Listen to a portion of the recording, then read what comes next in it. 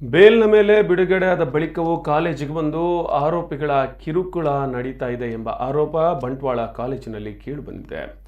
College ಸಂಚಾಲಕ ಪ್ರಾಧ್ಯಾಪಕರ ವಿರುದ್ಧ ABVP ವಿದ್ಯಾರ್ಥಿಗಳು ಪ್ರತಿಭಟನೆಯನ್ನು ನಡೆಸಿದ್ದಾರೆ. ಬಂಟ್ವಾಳದ ಎಸ್ವಿಎಸ್ ಕಾಲೇಜಿನಲ್ಲಿ ಈ ಒಂದು ಘಟನೆ ನಡೆದಿದೆ.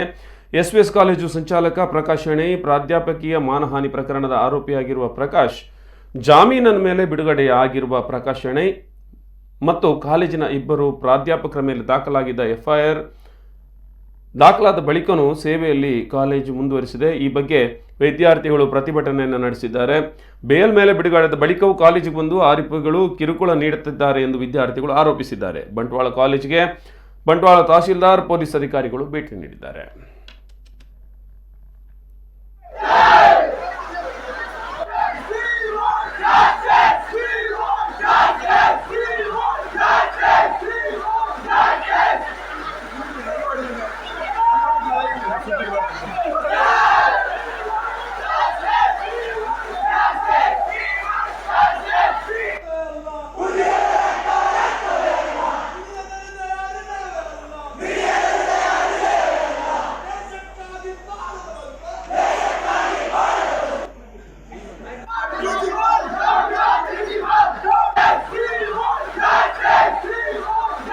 ಪ್ರಿನ್ಸಿಪಾಲ್ ಈ ಕೂಡಲೇ ಅವರ ಅಧಿಕಾರದಿಂದ ಕೆಳಗಿಳಿಸಬೇಕು.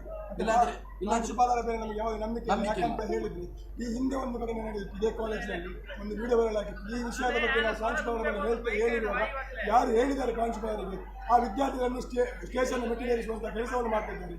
ಅಂತ ಪ್ರಾಂಶುಪಾಲರ ಮೇಲೆ ನಮಗೆ ಯಾವುದೇ ಧೈರ್ಯ. ಕೆಲವು ಶಿಕ್ಷಕರು ಸುಮ್ಮನೆ ಕೆಲವು ವಿದ್ಯಾರ್ಥಿಗಳಲ್ಲಿ ಅವರ ಮೇಲೆ ಎಫ್ಐಆರ್ ಆಗಿದೆ, ಅದಾಗಿದೆ, ಇದಾಗಿದೆ ಸುಳ್ಳು ಹೇಳ್ತಿದ್ದಾರೆ.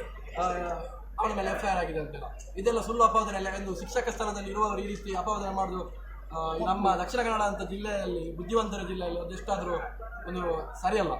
ಆದಷ್ಟು ಬೇಗ ಇದಕ್ಕೆ ಸಂಬಂಧಪಟ್ಟ ಇಲಾಖೆ ಯಾವುದೆಲ್ಲ ಉಂಟು ನಮಗೆ ಒಂದು ರಕ್ಷಣೆ ಕೊಡಬೇಕು. ಮತ್ತು ನಮ್ಮ ಕಾಲೇಜಿದು ಲೆಕ್ಚರ್ಸ್ ಇದು ಅಂತ ಹೇಳಿದರೆ ಫೀಮೇಲ್ ಲೆಕ್ಚರ್ಸ್ ಇದು ನಂಬರ್ ಎಲ್ಲ ಹೊರಗೆಲ್ಲ ಲೀಕ್ ಆಗ್ತಿದೆ ಅಂತ ಕೆಲವು ಲೆಕ್ಚರ್ಸ್ ಅವರು ಹೇಳ್ತಿದ್ದಾರೆ.